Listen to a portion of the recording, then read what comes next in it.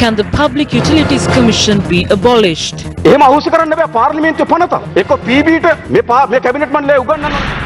Relatives of inmates gather opposite the Mahara prison today as well. Court case on the deceased to be taken up again on the 11th.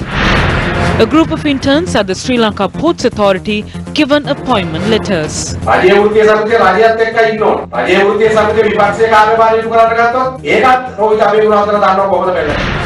Three national hospital staff test positive for Covid19. Residents of Demarugoda take to the street demanding for relief.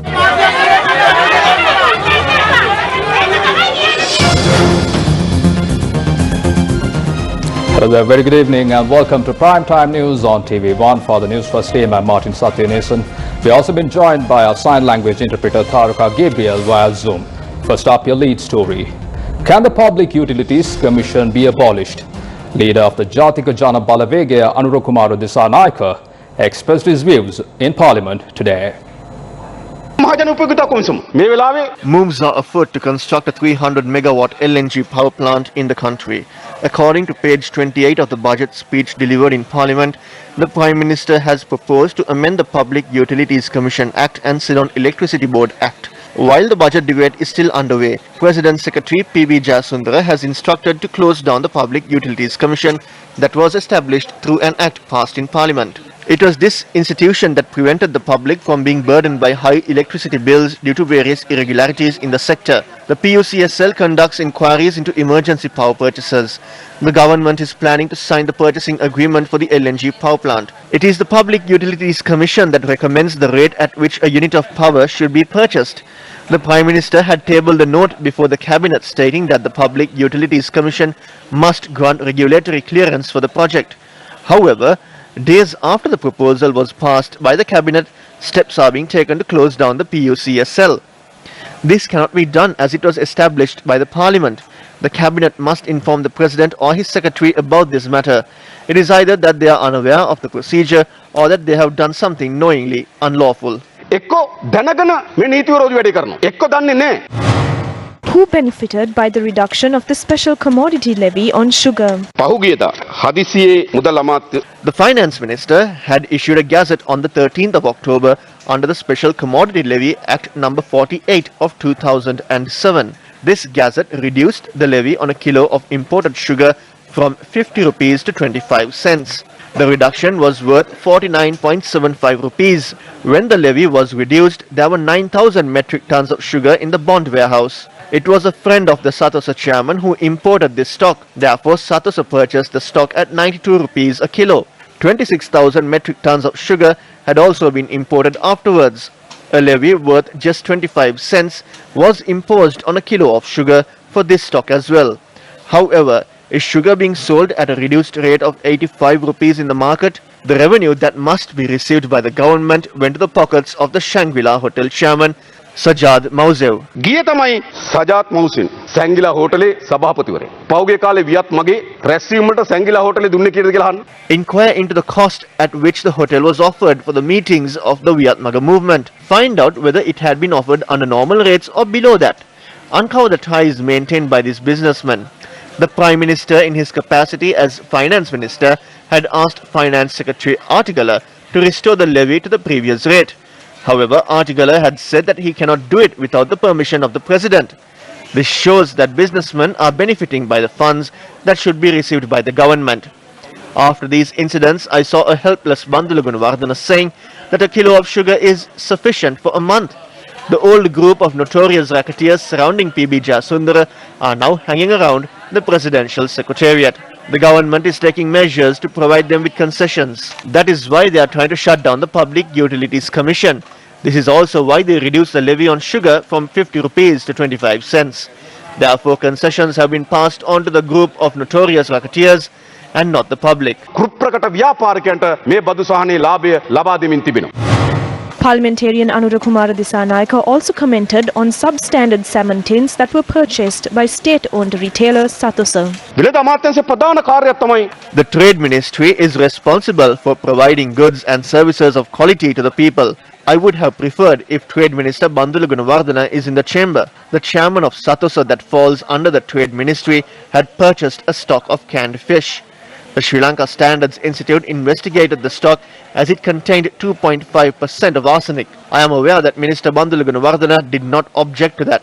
He allowed the investigation to take place by understanding that the SLSI should inquire into substandard items if they are sold at an institution under his purview.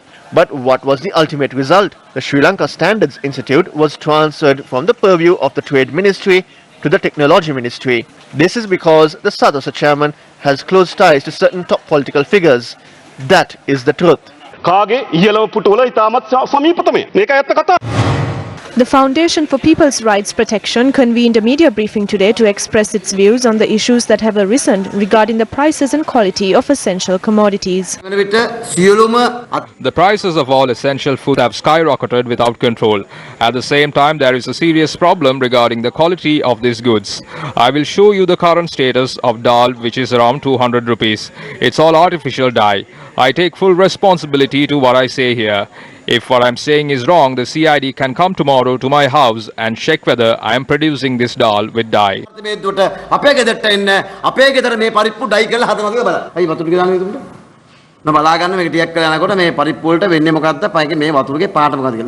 Look what's going to happen to this dal in a little while. If I'm here to be famous by giving fake news, the CID can come to my house tomorrow morning and check. How come the dal turns pink? There is no proper system in this country to assure the standard of the meals consumed by the people. Then this coconut, it's now priced at 100 rupees. The price of this coconut is 75 rupees. How can they sell a coconut for 100 rupees? How are you going to provide a healthy diet to 20 million people in this country if you don't have a proper plan?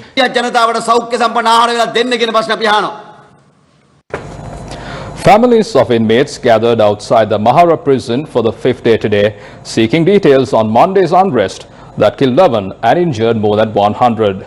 These families continue to turn up with photographs of their imprisoned members with the hope of learning about their present condition.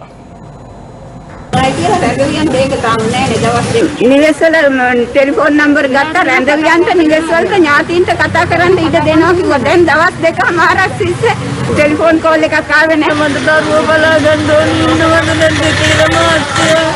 අපි අම්මලාගේ මාත්‍යා කීතා දාගෙන ඉන්නේ කොහොමද මාත්‍යා. දැන් 11 දිනක හිටියා කිව්වනේ sir. දෙන්නෙක් අඳුරගත්තයි කිව්වා මරණ. තව 9 දෙනෙක් ඉන්නවා. කාටවත් මේ මිනිස්සුන්ට අපේ නිලධාරීන් වෙඩි තියලා නැහැ.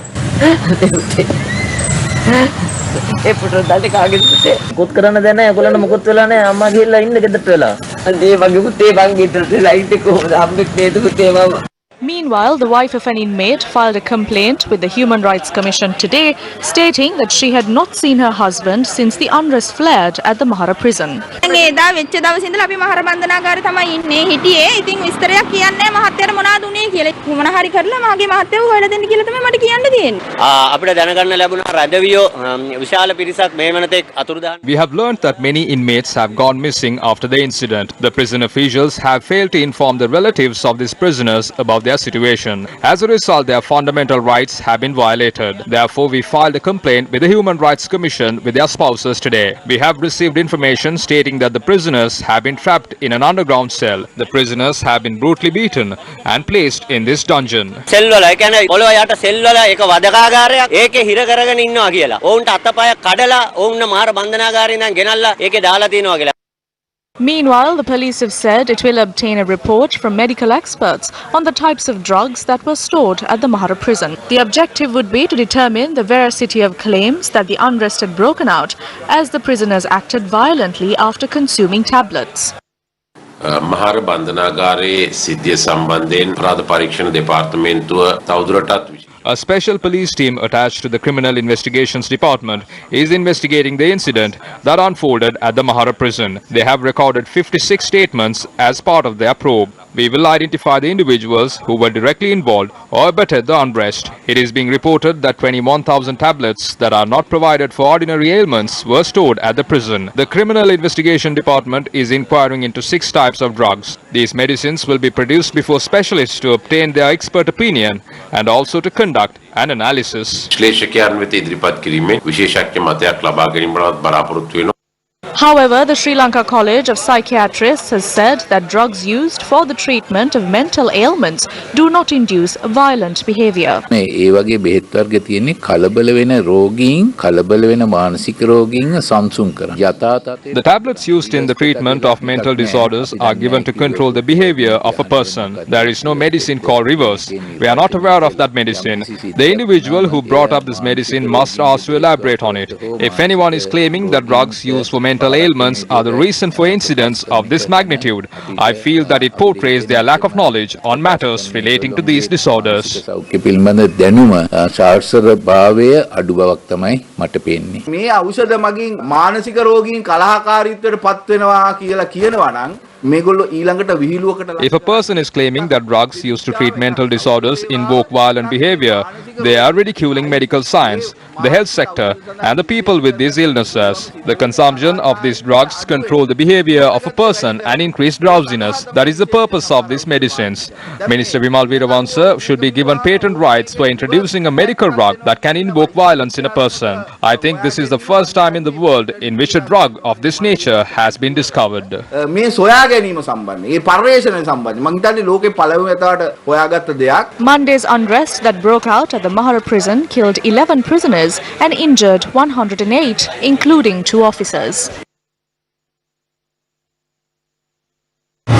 Meanwhile, the case filed pertaining to the inmates who were killed in the Mahara prison unrest was postponed to the 11th of December. The case was called up today in the presence of Vattala Magistrate Buddhika C. Ragala. 8 prisoners among those killed in the riots had tested positive for Covid-19. The case was filed by the Committee for Protecting Rights of Prisoners against the cremation of the remains of the prison inmates who were killed in the unrest. The judicial medical officer of the Ragama Hospital and health staff told the Vattala magistrate the Covid-19 prevention guidelines issued by the health authorities have posed a legal impediment with regard to burying the dead prisoners. However, Senaka Pereira, a lawyer with the Committee for Protecting Rights of Prisoners, told the court cremation of the bodies would pose an impediment to the investigations on the dead and would also pave the way for the perpetrators to evade prosecution. He argued the health guidelines are valid for Covid-19 patients who passed away due to natural causes, however should not be incorporated with respect to criminal matters such as murder.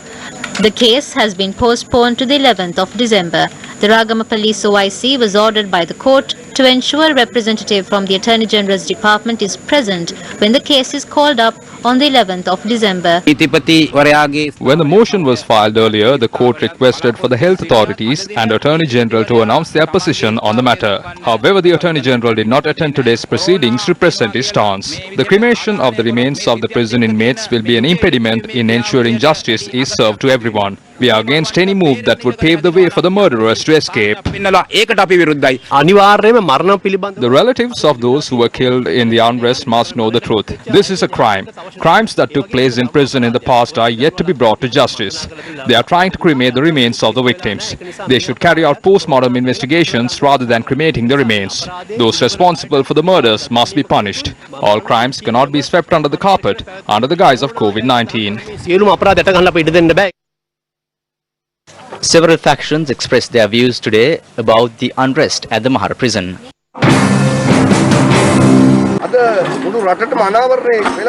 Details have been revealed that the incident at the Mahara prison was initially planned to be staged at the Valikada prison. But we received word from the Valikada prison that prisoners were offered pills that would provoke them and make them want to see blood. But they had rejected taking these pills. We received word that plans were afoot to make the prisoners kill each other and then portray this to the world as a grave human rights violation of the government so that foreign forces can fulfill their desires. The intelligence units prevented this incident from happening. It was the incident that was supposed to happen at the Valikada prison that later took place at the Mahara prison.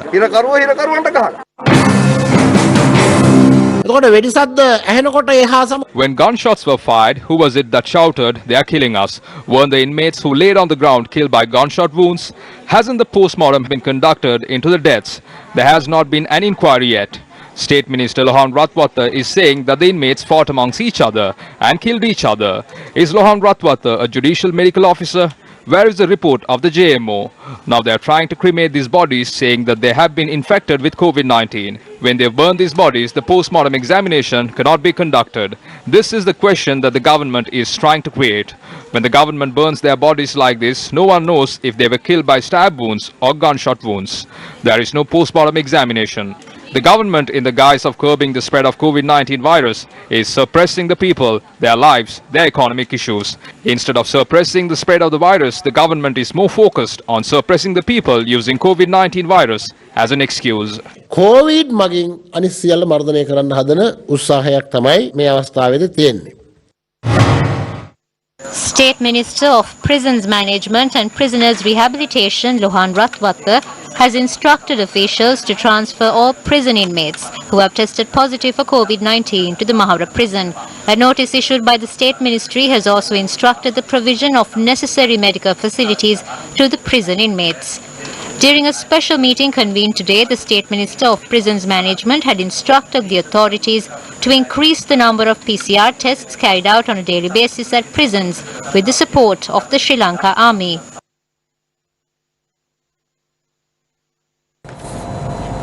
A debate arose due to an issue raised by the leader of opposition Sajith Premadasa in Parliament today. The present administration have failed in their duty to present to the country the second and third quarter figures for the economic growth rates. It is incumbent upon the Statistics Department and the government, the present administration, to put out these economic growth figures 75 days from the conclusion of that particular quarter. But this government and administration has woefully failed in providing these figures to the country as a whole, to this august assembly, the parliament. And since the government has engaged in hiding these statistics, a negative impression has been created in the financial markets, which does not bode well for our country's economy. Various international institutions which have a preeminent role in managing the world economy have expressed their surprise at this negligent conduct of the present administration. What are you all hiding? Why are you all running away from exhibiting these statistics? The second issue that I have, Honourable Speaker, is that this government, through the 2021 budget speech, they have expounded the fact that state income, government income, is going to achieve a humongous rise from the present state of 9% of GNP to 14%. I would like to ask the finance minister, the state minister, when have we in our history achieved such a huge jump in state income within the course of 12 months? This is an attempt to deceive both the parliament and the people of our country. Mr. Speaker, I ask you, when the whole of international society is looking at Fitch ratings, Moody's rating, Standard & Poor and so on and so forth, we are the only country that is rejecting these international ratings. I would like to ask members of the government, is there a domestic rating system that is going to encourage and induce foreign investors to come to Sri Lanka? Does the government possess some magic wand which they can exhibit, which would attract foreign investors to come and set up in Sri Lanka and promote employment? It's a ridiculous argument that is proposed by the so-called economic guru of the present administration, who happens to represent the parliament on the national list. Mr. Speaker, I pity your government. Honorable Leader of the Opposition, during your speech, I think it is by mistake that you have mentioned that a country as a failed state. So permit me to expand that part of from your speech, because that has nothing to do with us, I think. I never mentioned failed state. Yes. No, I never mentioned. It's not in my notes. I never mentioned. What I said was a failed, incompetent, inept government, not the state. But you can. No, I have not. Yeah. I'm sorry. But if it is so, I will get it. No, I have not uttered If it the is word not, failed state. no problem. I'm Right. insisting. I know my English, please. Failed state, failed government. Please understand the distinction. No. If If it had been stated so, we will get it expanded. This is ludicrous. You are totally wrong. Yes, Mr. Ponnambala. Mr. Speaker, on what grounds can you expunge the term failed state? There is nothing in the standing orders that can make you expunge that term. It has nothing to do with... That is an opinion. If, for example, if I in the course of a speech use the term failed state, you can't expunge that. That is my opinion. How on earth can you expunge that? What gives you the right to expunge such terms? You can't. That can be expressed rightfully, legally, to depict what we consider to be the situation. You can't expunge that. Yeah. To waste go into time that, of the yes. We'll see that. And basically, sorry? Thank you. Honourable Leader of the Opposition, Speaker, we need not go into deep end. So if it is so, we'll forget about it. I think ignorance should not be tolerated in this house. There are so many who are ignorant. Yes. Thank you. It has to apply everybody. The views regarding the cost of living and promises made by the government were also expressed in Parliament today. Meanwhile, the cost of living and the promises made by the government were discussed in Parliament today. During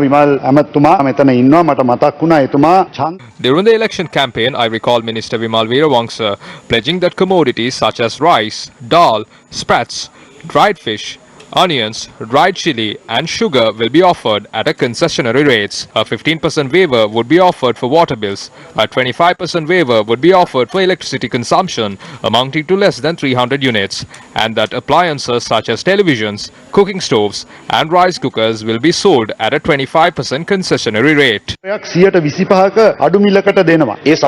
I spoke based on the vistas of prosperity and splendor and not on my account. The government will remain committed to fulfill these pledges. There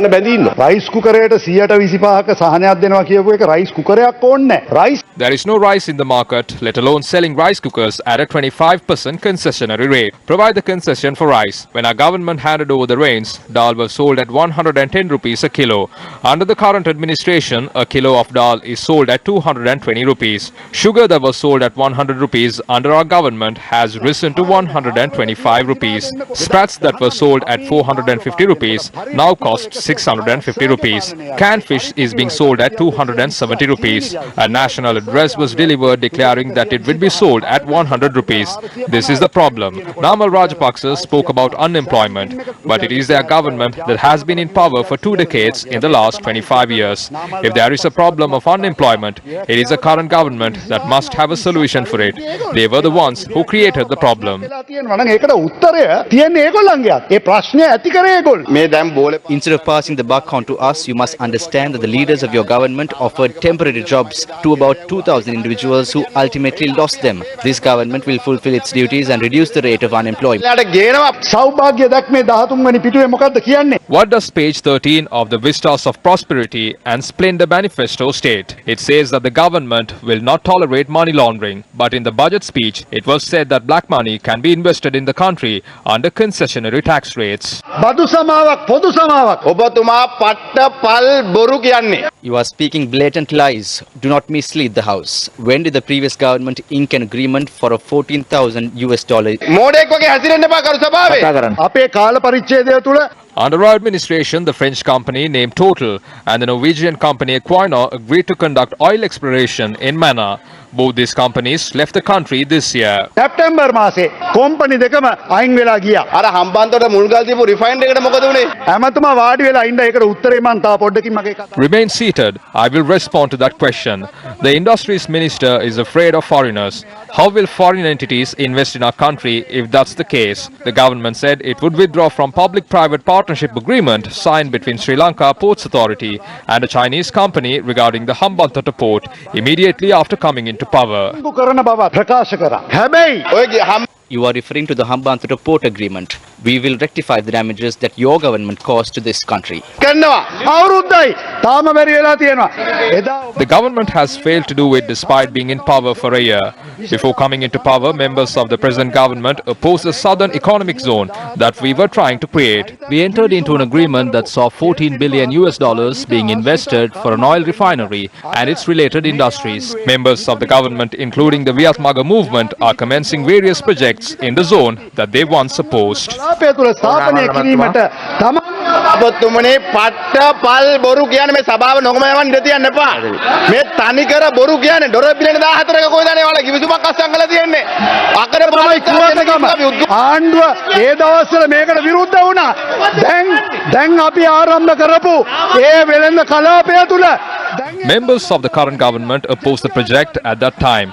Now they are trying to commence operations in the economic zone that we created. You might recall that many individuals, including Minister Vijay Kanth, took to the streets to oppose the free trade agreement that we signed with Singapore. මේවට විරුද්ධ වෙනවා කියලා. මෙතුමන්ලගේ ආණ්ඩුව තමයි සිංගප්පූරුවෙන් කුණු ගෙනාවේ. It was the former government that imported waste from Singapore. Why isn't the government cancelling the agreement? It has been in power for a year. They have shamelessly accepted the agreement. Hambantota වරාය ඔබතුමාලා දුන්නානේ. ඒ මුදල්වලට මොකද උනේ? ඔය සල්ලි පාවිච්චි කරා මහින්ද රාජපක්ෂ මහත්තයාගේ කාලේ. Under Mahinda Rajapaksa's administration, a cricket ground was constructed in an ecological area. The Matala airport that did not attract flights was built under the government. A port without ships was also constructed. We used the money to pay the loans that were obtained for these projects. අපි ගෙව්වේ ඔය සල්ලි වල.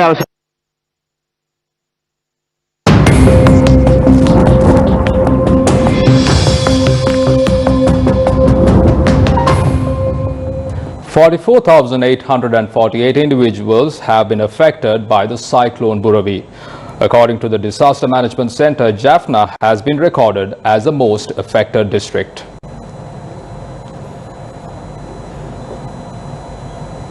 The Disaster Management Center said 31,703 locals of the Jaffna district have been affected by the cyclone. 10,559 individuals are currently taking shelter in 56 evacuation centers.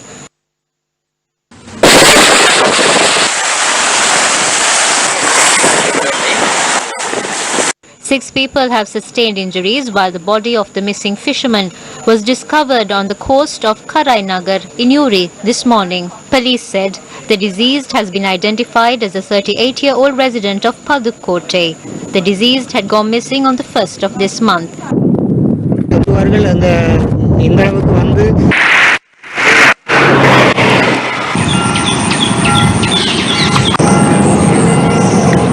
Several farmlands in the Jaffna district have been inundated due to heavy rainfall in the area.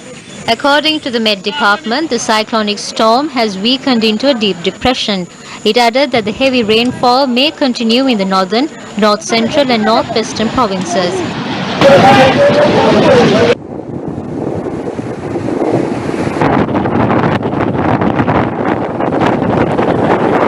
During the 24-hour window ending 8:30 a.m. today, the highest rainfall of 101.5 millimeters was reported from Polontalava, Kurunegala. A rainfall of 45 millimeters was reported in Palugaswava and a rainfall of 71 millimeters was reported in the Vellava area. The cyclone is currently located about 145 kilometers to the west of Manna.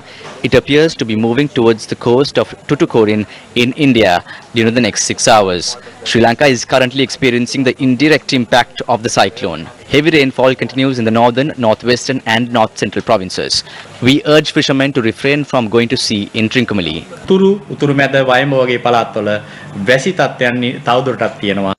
Padma Priyatisera, the Assistant Director of the Fisheries Department, informed all fishermen to refrain from setting out to sea, extending from Puttalam to Mena via Kankasanture.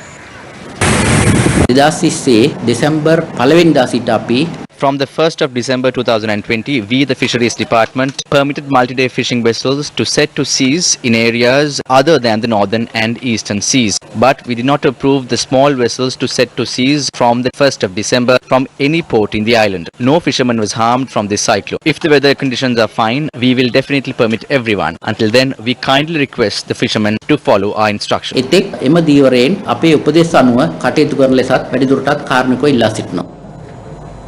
An event to provide appointment letters to interns at the Sri Lanka Ports Authority was held under the auspices of Minister of Ports and Shipping Rohitha Abegunawardena. Those who had completed the training program at the Mahapula Training Institute received appointment letters today. This program has been launched in line with the Vistas of Prosperity policy framework to strengthen Sri Lanka's workforce through skilled professionals. Our target is to train our workforce. We have recruited you to increase the efficiency of operations at the port and the Ports Authority. As an employee of this organization, you must contribute towards the development of this institute and help reach its target of becoming a naval center to the entire world.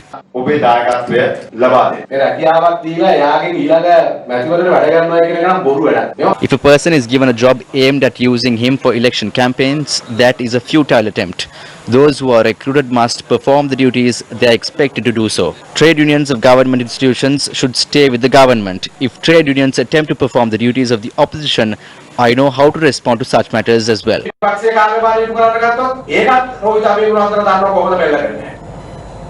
At a time where numerous constructions are taking place centering the rural roads, we receive reports where certain authorities have turned a blind eye on some parts of the island. This is an example of such a road. Villagers say this road connecting Uduhavara and Korandekumbura in Uvaparnagama is in a state where even walking in the road is in a critical state. 3 buses operate up and down every day under tremendous hardships. Drivers complain of multiple defaults in their vehicles due to the dilapidated road.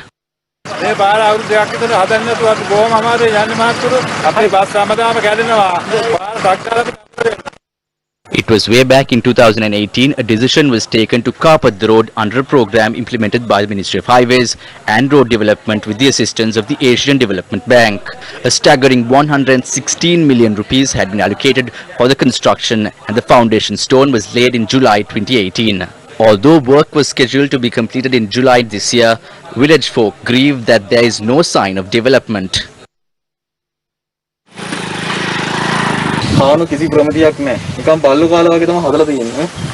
Newsfirst inquired the project engineer, he said the delay in the construction of this particular road is because there are a total of 17 roads to be reconstructed under the relevant project.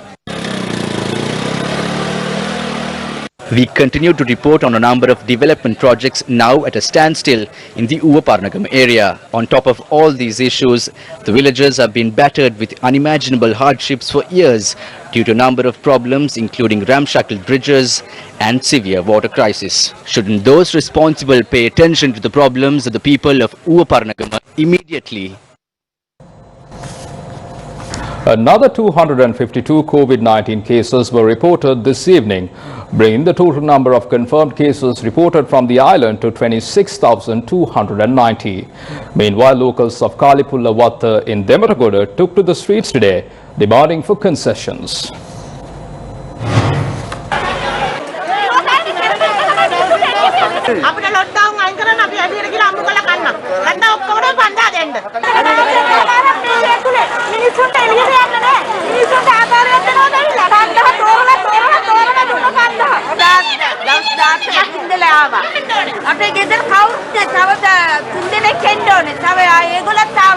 A group of people in the Dematagoda Kalippulla Watta area who are further isolated made these complaints today afternoon. The residents who came out of their houses said that they had not received any relief from the government for being victimized by COVID-19. Last time they asked to appeal for the people who need the 5,000 rupee allowance. Then all the people in the village who did not get any money made appeals. But now the officials who came here are saying that they can only give the allowance to 40 families. There are about 260 people who have made these appeals here. Around 500 families who lived in the Kalippulla Watta area in Dematagoda protested, demanding some assistance from the government in these hard times. Chief Inspector of the Demdagada Police, RAS Pereira, also came to control the situation in the area.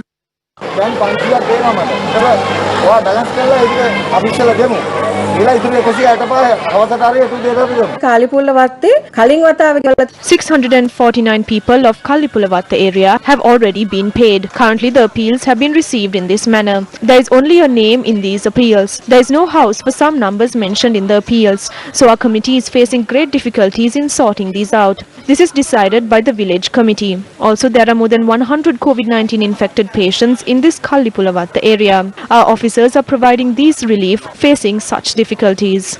මේ අතරේ තමයි අතරම අපේ නිලධාරීන් සියලු පහසුකම් සපයන්නේ. Let's now cross over to a short commercial break. More news on the other side. Struggling to find reliable plumbers, electricians, gardeners and other service providers? Bellboys got you covered. In international news, United States Vice President-elect Kamala Harris named a long-time advisor, Sri Lankan American Rohini Kosoglu, as a domestic policy advisor.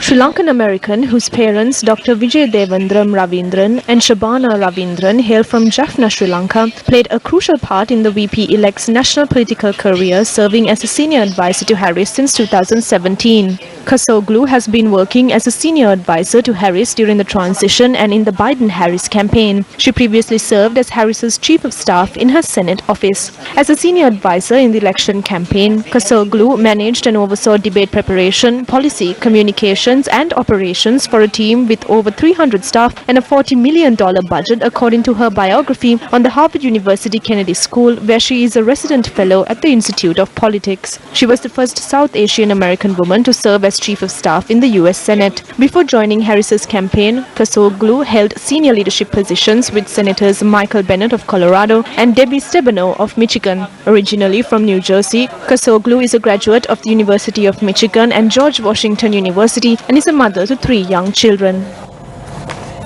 Musician and rapper Raj Veeraratna's hit single Adambarai Baluamanam has gone viral on TikTok in Indonesia. Called the hashtag Adambarai Challenge, over 5 million views and over 140,000 videos featuring the song were uploaded by TikTok users across Indonesia as at the 29th of last month.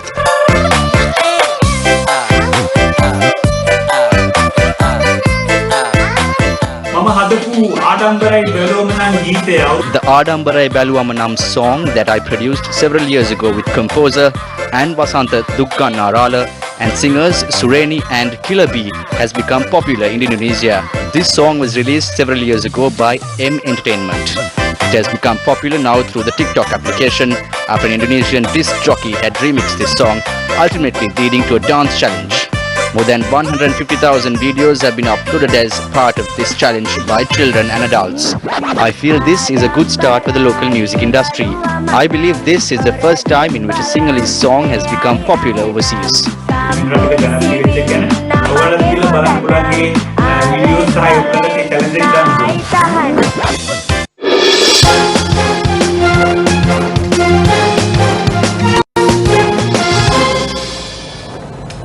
"18-year-old leg spinner Vijay Kanth created history as the first Jaffna-born cricketer to play in the Lanka Premier League.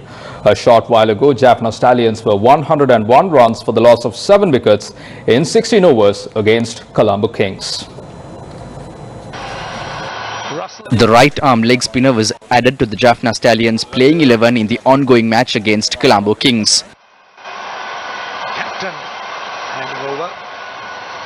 And of course Johnson Charles, he's also making Vijay Kanth has also represented Sri Lanka under 19 and featured in youth test matches against India and Australia. After winning the toss, Colombo Kings skipper Angelo Matthews elected to field first. Avishka Fernando and Johnson Charles opened the batting for the Stallions. However, their stand was limited for only 10 runs when Charles was caught off the bowling of Dushmantha Chamira. Taken at cover. Dushmantha Chamira strikes with a change-up. China's Chang'e 5 mission has sent back its first color photos from the surface of the moon. Robotic Chang'e 5 mission touched down on Tuesday with the aim of collecting samples of rock and dust to bring back to Earth. It's 44 years since this was last achieved. We leave you tonight with the footage of the Chang'e 5 mission. Take care and good night.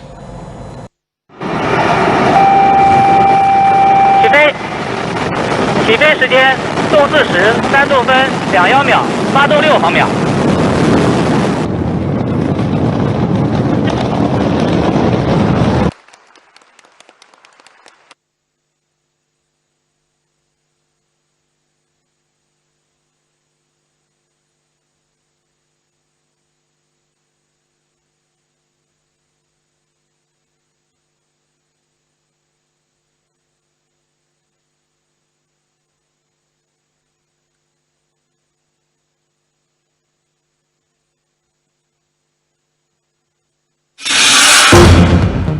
You can now watch Newsfirst bulletins live on YouTube. That's not all. The developments of news stories can be found on our YouTube channel as well. All you need to do is click on the subscribe button down below. Stay tuned to News First. News First, your life, our news.